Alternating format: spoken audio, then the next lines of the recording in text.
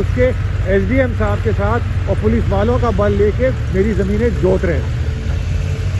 ये देखिए खड़ी फसल है, सारी की सारी खड़ी फसल है। ये सब देखिए, ये सब यहाँ पर यहाँ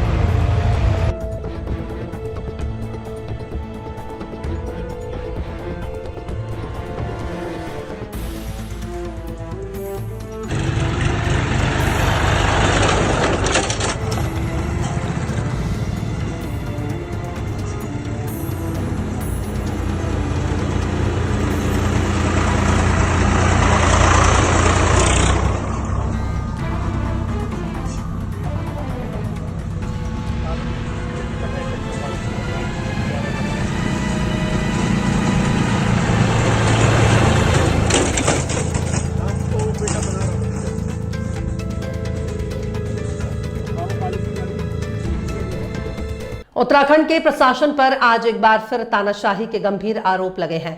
मामला खटीमा के 125 एकड़ भूमि का है, जहां प्रशासन की मौजूदगी में किसानों की तैयार खड़ी फसल को जबरन जोत दिया गया। पीड़ित पक्ष का दावा है कि इस बड़ी कार्रवाई से पहले उन्हें किसी भी प्रकार का नोटिस तक नहीं दिया गया।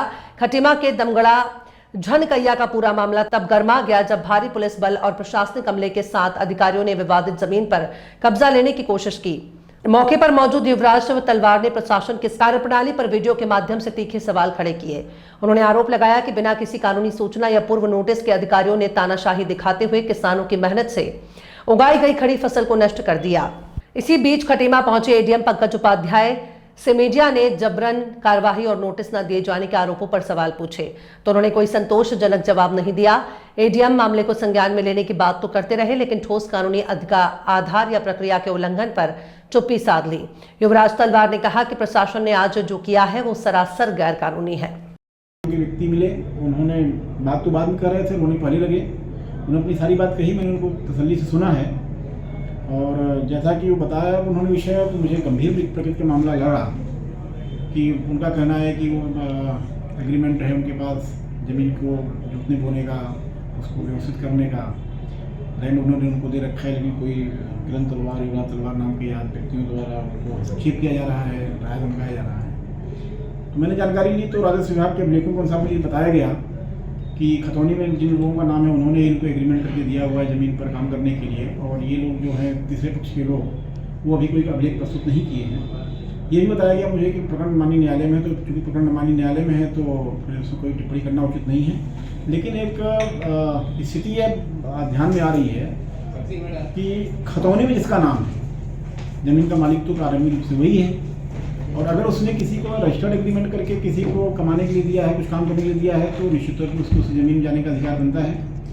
लेकिन बिना अधिकार अभिलेख में नाम हुए, बिना खतौनी में नाम हुए, बिना किसी प्रकार के एग्रीमेंट प्राप्त किए अगर कोई व्यक्ति किसी की संपत्ति में हस्तक्षेप कर रहा है तो ये गंभीर प्रकृति का विषय है।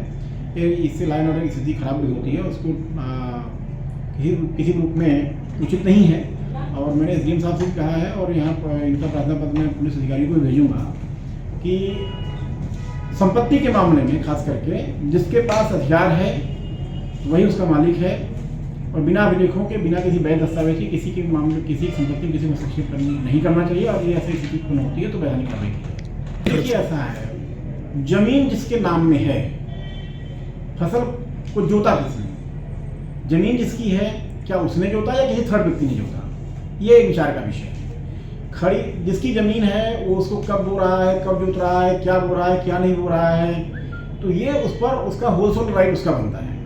लेकिन अगर किसी ए नाम के व्यक्ति की जमीन पर खड़ी फसल को बी नाम का व्यक्ति अगर जोत रहा है तो ये गंभीर विषय है। लेकिन उसमें भी जब तक ए नाम का व्यक्ति शिकायत नहीं करेगा तो उसमें क्या कार्रवाई किया सकती है, तो ये देखने का विषय है। सिंपल सी बात कर रहा हूँ कि अगर भूस्वामी अपनी खड़ी फसल को जोत बो रहा है तो उसकी पूरी जिम्मेदारी उसी व्यक्ति की है। ये पेड़ काटने का विषय नहीं है, ये फसल काटने का विषय है। आप अपनी जमीन पर पेड़ काटेंगे तो आपको बिना अनुमति के पेड़ नहीं काट सकते। कोई व्यक्ति धान पकड़े काटता है, कोई पहले काट देता है, कोई कुछ करना चाहता है, कोई कुछ करना चाहता है। इसमें तो मैं कोई टिप्पणी नहीं करूंगा क्योंकि पर्सनल विषय है। लेकिन हाँ, किसी व्यक्ति की फसल हो दूसरा कोई व्यक्ति काट दे रहा है, ये गंभीर विषय है।